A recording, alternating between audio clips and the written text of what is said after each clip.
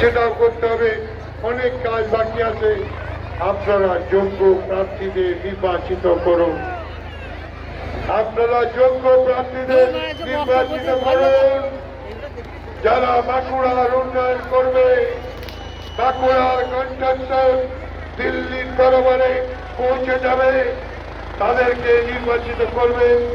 এই আশা রেখে আপনাদের প্রত্যেককে আন্তরিক অভিনন্দন, ধন্যবাদ, নমস্কার, প্রণাম, সেলাম জানিয়ে আমার বক্তব্য শেষ করলাম।